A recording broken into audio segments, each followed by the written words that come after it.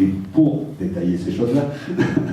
je vais appeler la direction opérationnelle, à savoir Jean-François Baudet, notre directeur général, et Marie-Joseph Laurent, notre directrice opérationnelle. Voilà, je passe le micro et je vous laisse la parole. Merci Gilles. Donc en effet avec Marie-Jo, on va vous montrer de manière peut-être un petit peu plus précise de quelle manière, sous un angle opérationnel en 2014 et en 2015, et tel qu'on continue à le faire en 2016, avec les élus et les salariés, on a mis en œuvre la décision qui avait été prise fin 2013. Donc je crois que ce qu'a dit Gilles dans son intervention, c'est qu'en effet la mutuelle ou les mutuelles ont dans leur ADN quelque chose de la RSE. C'est quelque chose qui est naturel. On a beaucoup entendu parler de valeurs depuis tout à l'heure, et c'est inhérent quelque part à ce que portent les mutuelles dans leur quotidien, dans leur relation avec les adhérents, dans la manière de gérer les offres qu'elles proposent aux adhérents. Et donc, on comprend, je pense, intrinsèquement, en quoi c'est évident. Néanmoins, si ce bilan a été réalisé, ce diagnostic a été réalisé en 2013, il nous a permis peut-être de prendre conscience que ce qui semble naturel, maintenant qu'on y réfléchit depuis des mois et qu'on y travaille depuis des mois, pouvait nous permettre d'avancer pour mettre encore plus en avant les valeurs. Alors, Gilles a parlé d'axes différenciateurs, la RSE, mais je pense que dans le monde et dans le contexte dans lequel on évolue, c'est encore plus important, je pense, de pouvoir affirmer les valeurs sur lesquelles on s'appuie au sein de la mutualité. Donc, on va dire qu'il y a eu 4 étapes dans l'année 2014. La première, ça a consisté à partager les résultats du diagnostic qui avait été réalisé fin d'année 2013, sachant que ce diagnostic, je le répète pour ceux qui ne seraient peut-être pas très familiers avec la mutuelle, s'inscrit dans toute une démarche de transformation de la mutuelle. Donc il était important que ces notions, même si elles peuvent sembler évidentes, soient partagées, et que ce soit les administrateurs, les délégués et les salariés, que chacun d'entre nous ait bien conscience de cette prédisposition. Donc ça a été, on va dire, la première étape qui a été réalisée au cours de l'année 2014. La deuxième étape, ça a été de définir un petit peu, de travailler et de préciser le plan d'action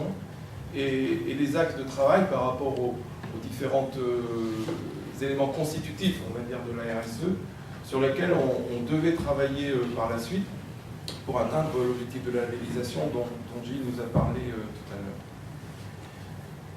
Par la suite, ça a été de concrétiser clairement ce chemin et cet objectif tel qu'il a été inscrit et décidé en mai 2014 dans une décision de conseil d'administration, de faire un objectif de cette labellisation avec un objectif daté, précis, à fin 2016. Et enfin, en fin d'année, on va dire, on a été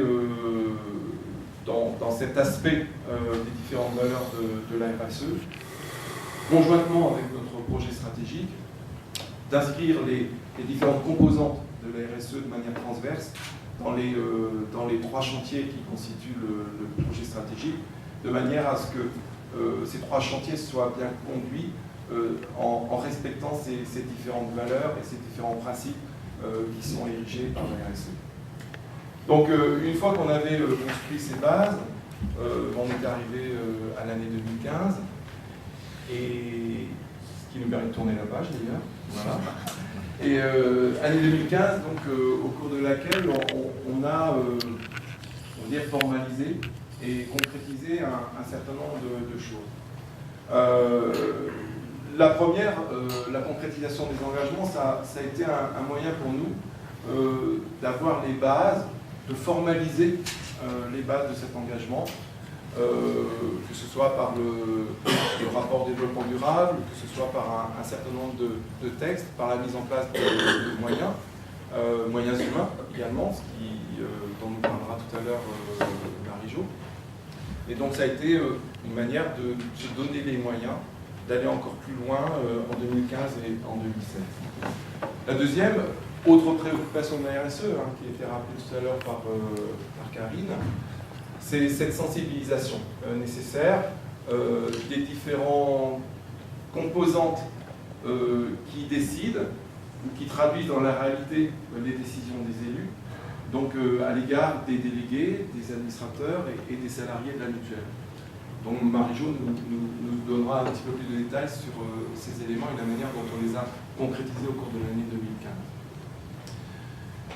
Troisième composante de la RSE, on parle beaucoup de parties prenantes, c'est logique, c'est important pour la RSE, mais pour ce que l'on est, pour le rôle que l'on a dans la société et au sein de la mutualité et par notre mutuelle, c'est d'écouter,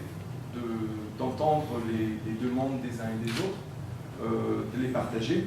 et donc d'avoir cette information qui remonte de nos différents partenaires, que ce soit les adhérents, que ce soit nos partenaires dans le monde de la mutualité, mais d'avoir ce partage et sur lequel tout à l'heure d'ailleurs on aura l'occasion de revenir. L'élément suivant, alors ici on a mis en place, moi je voudrais juste corriger, je ne l'ai pas fait avant, moi je dirais un renforcement de la communication, parce qu'on a déjà depuis des années un certain nombre d'outils qui sont en place. On a continué à les maintenir en passant un certain nombre de messages comme on le faisait auparavant, en renforçant certains axes, et on a complété ces outils, comme on le verra de manière un petit peu plus détaillée tout à l'heure. Et enfin, on a terminé dans ce mode de concrétisation par différentes actions